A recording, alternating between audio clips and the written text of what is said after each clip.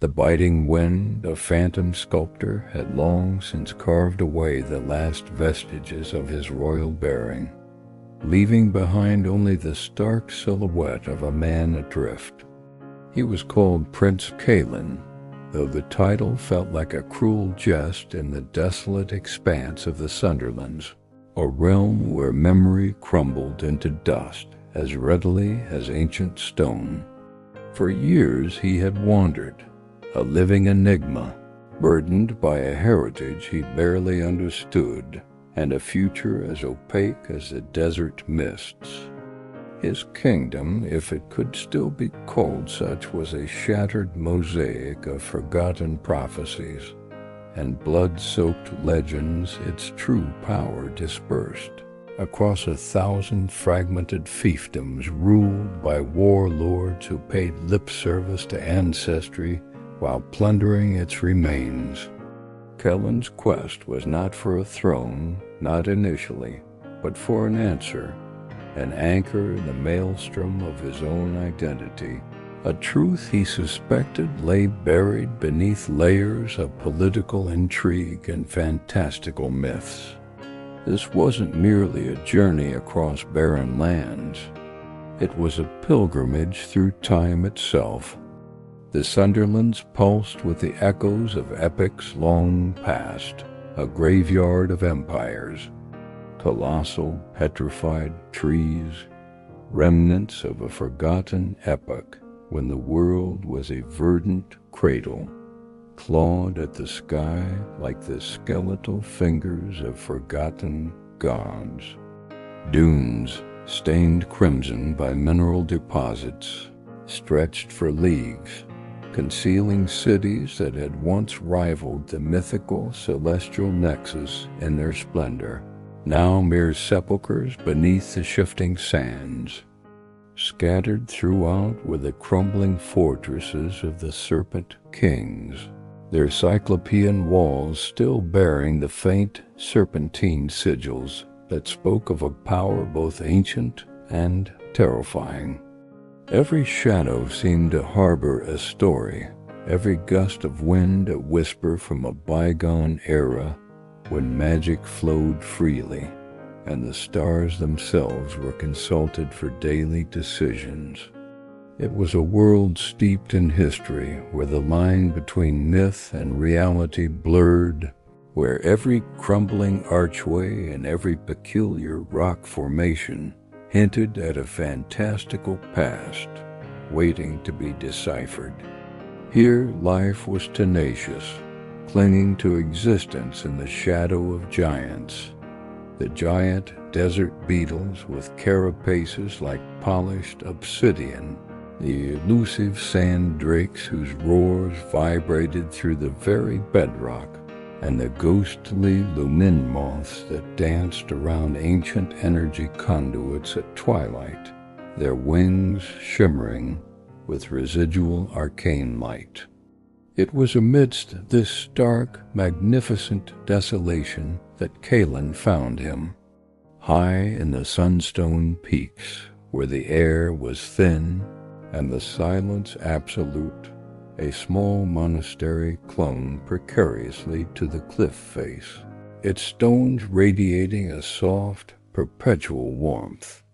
It was here, at the rumored heart of the celestial nexus, a place where cosmic energies converged, that the monk resided. Elder Rydian was not what Cailan had envisioned. No imposing figure draped in grand robes, no booming pronouncements of divine will.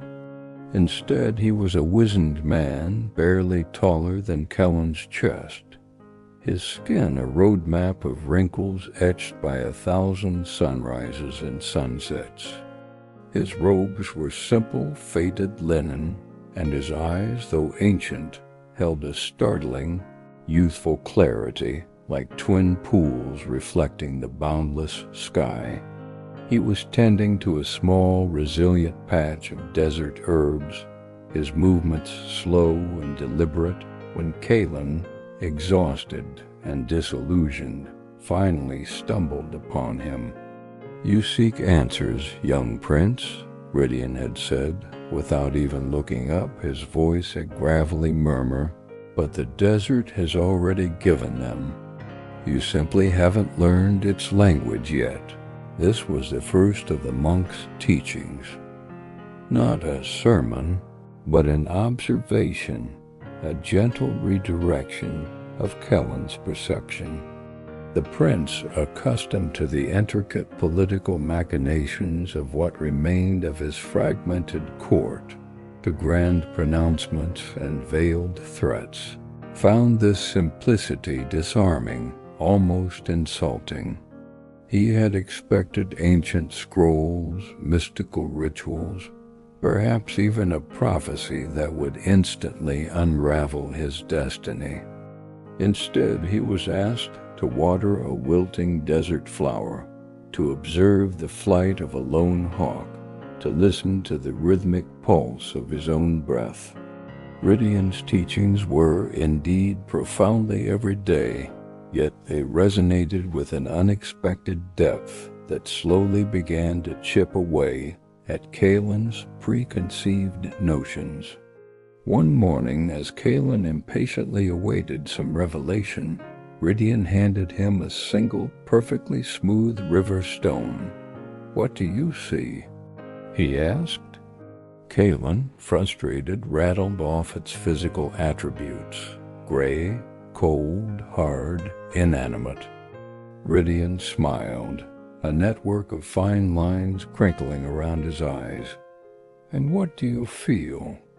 What does it tell you?" Kellen scoffed. "It tells me nothing." "Ah," Rydian murmured, "then you have not truly listened. This stone has endured millennia. It has been shaped by the ceaseless flow of water, buffeted by storms, warmed by suns, chilled by nights. It holds the memory of mountains that rose and fell, of rivers that changed their course. It is not inanimate.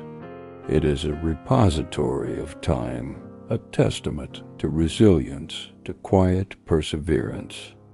Like you, it carries the history of its world, even if it cannot speak it aloud."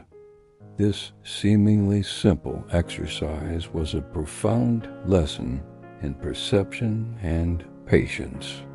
Kellen, who had always sought grand narratives, began to understand that the most significant truths often resided in the smallest details, in the silent histories of ordinary things. Another pivotal teaching came during their shared meals, sparse and simple, consisting mainly of nutrient-rich desert fungi and sun-dried fruit. Kellen, raised with elaborate banquets, found the ritual of preparing and eating these meals with such mindful deliberation almost absurd. Yet, Rydian would often point to a single grain of sand that had drifted onto their eating mat. "Even this," he would say, holding it up, "is a universe. It came from a mountain, carried by wind, shaped by forces beyond our comprehension. To understand its journey is to understand the interconnectedness of all things. Your kingdom, your destiny, yourself, they are not isolated entities, but a tapestry woven from countless such threads. To pull one thread carelessly is to unravel the whole." This challenged Kellen's imperial mindset, which had always viewed power as something exerted from the top down. Rydian was suggesting a more organic, interdependent form of existence where even the smallest actions had far-reaching consequences, echoing the ancient lore of the celestial nexus, which posited that every stellar alignment influenced life on the grandest and most minuscule scales. The monk's wisdom wasn't delivered in esoteric riddles, but through the mundane rhythms of life at the monastery, sweeping the ancient flagstones, tending the sparse garden, meditating under the vast star-dusted canopy of the desert night. Kahlon, initially resistant, found himself gradually drawn into this meditative existence. He learned to discern the subtle shifts in the desert wind, to read the stories etched into the sand by nocturnal creatures, to listen to the profound silence that held more wisdom than any spoken word. He began to shed the heavy cloak of his royal expectations, the burden of a destiny he hadn't chosen. The physical hardships of his journey, once a source of bitter complaint, transformed under Rydian's guidance into opportunities for developing resilience, for understanding the stark beauty of survival. He started to see his lost state not as a failing, but as a necessary shedding, a purification of self, much like the desert itself stripped away all but the most essential elements of life. Rydian often spoke of the inner sun, a concept central to the ancient sun-forged empire, whose ruins were scattered across the plains. True light, he would say, does not come from external power, from crowns or armies, but from within. It is the unwavering ember of your spirit, your unique truth.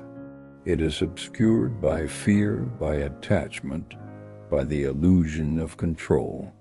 He encouraged Kahlon to meditate not just to quiet his mind, but to delve into the depths of his being, to confront the shadows that had long haunted him, the fear of failure, the anger at his forgotten lineage, the grief for a life he had never known.